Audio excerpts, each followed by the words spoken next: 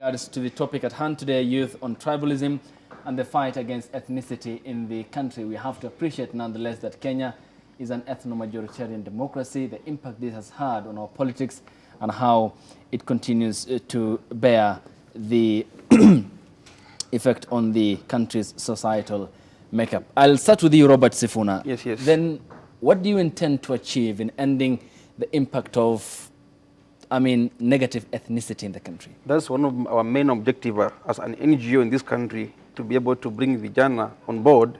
We preach peace and also show them the way on how they can go about this. This issue of tribalism and ethnicity, actually for the past now, since the past election, we've not had any kind of scenario ambayo unasema kuna hii na hii imetokea because of tribalism. Actually, it only happens once after 5 years, only during elections. And now, from that point of view, we can see the engineers of all these kind of problems in this country, they're the politicians. Okay. Now, Fred. Yes. Then how do you reach out to the political class? Because they seem to be the emanating point of the problem we experience, and Robert has elaborated. Na mutafikia aje na mutaeleza nini? Shida sio kufikia politicians. Hao ndio wana fuel tribalism. Shida ni kufikia watu kama Ayub. Do you know of these people called National Cohesion and Integration Commission? Do you know their work? Ni kufanya hizi vitu za tribalism, like to create the awareness behind tribalism, kutuleta pamoja. These are some of the commission now in Kenya, the biggest commissions, zinapewa billions, lakini kwa ground we need to start filling them. If I talk about tribalism, nataka kuona national cohesion and integration. Wanafanya more, they have more projects involving the youth, because sisi ndio tunakuanga target, tunakuanga weapons wa awase. Wanakuja, tunapewa ma50, tunaambiwa vijana tujihami. Sisi hao walisema kwamba sisi hatuwezi. Once umesikia tu hao, sisi. Na hao na sisi wako Karen wanakunywa chai na hao. Sisi na hao na wale tunaona there's a difference. So that is always a divisive politics, but mimi na ona the people who can help. We can't go to politicians. Sasa we utaenda waambie politician mwenye anataka kutu divide, haizi kukupatia solution. But if the government has set in place things like National Cohesion and Integration Commission, sijaiona hata wameka concert kubwa. Sisi wana tu concert za Davido nini. Nataka siku moja nione Nairobi kuna concert kubwa, kuna wasanii Samido, kuna Kisumu ule wa Ohangla, ule Musa Jakadala, Waluya, Wakamba, Wakisia wana ngoma. Wakisia wako na mtu. Embarambara sikuje, embambamba. No, Embaramba has to be there. So, like, we need to see more stuff, more concerts, like I'm talking from an artist point of view, that pia through that concert tuna create your awareness, vijana tusitumiwe, because sisi ndio tuna fuel tribalism, Ayub. Okay. Sisi ndio tunatumiwa kwa ground. Okay. Yes. Eric, then what's the point of approach here? Because Fred clearly mentions NCIC. It's important to have it. You are the NGO on ground. Yes. And you are nearer the people who are often used as a tool or weapon of violence. So what's the point of intertwinement between the government agencies and you, the non-governmental organizations? I think the point is, basically this thing is broad, and I cannot blame only the government in this issue. The issue of tribalism even starts back in our homes, in our houses, because we have places like right now where I stay, I have so many tribes that I live with, but right now, I don't call them with their tribe names. But the moment we get into political era, things start now calling, okay, now this is so-and-so, you come from this one, so-and-so, what is your political view?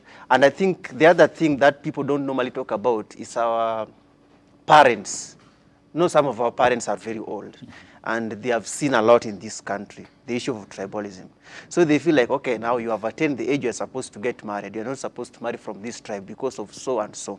And me as the coordinator of the Youth Welfare Association, what I normally tell people when I go on the ground, I'll come to you, the first thing, I'll talk to you as a youth. In fact, if I go to the ground, I don't even ask people their names. Because you remember there's a time when people like, your name betrayed you. Yeah. So I don't ask people their names. I just deal with you as a youth. I just tell you, okay, this is what you're supposed to do. wewe unafanya biashara, what do you need in your business? You want to go to school, unataka kwenda shule gani? And how can we come in as youth welfare association so that we help you? Because situations zinakuanga mingi, like unapata mtu anakuambia mimi siwezi enda kusoma sehemu fulani because those are not our people. It is good to embrace our culture, but I think our culture should not divide us.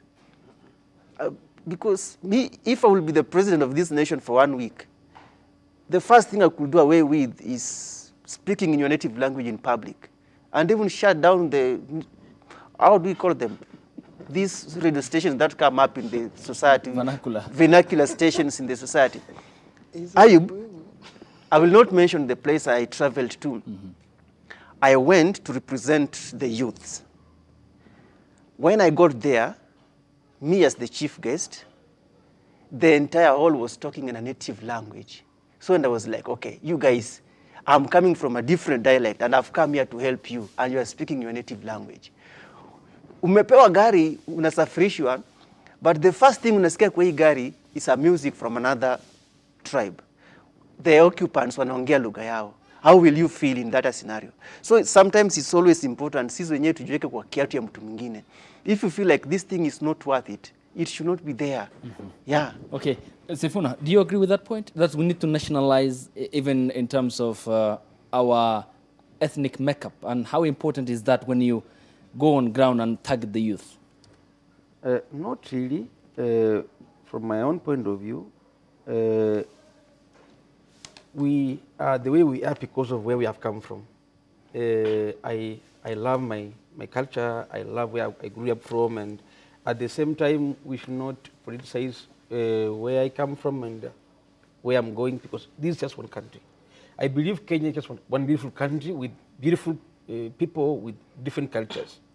Those cultures define where we have come from since, you know. And just to also answer the question you asked Mr. Eric on how, you know, we can nationalize what we do as an NGO and the government at the same time, we need to come together. And we are here, even if they are not doing as much as we expect on the ground, kama vijana, we are here because we can partner with them, we can push this agenda forward, because that's what we are doing at the moment. Push the agenda forward, preach peace, preach unity, bring the country together.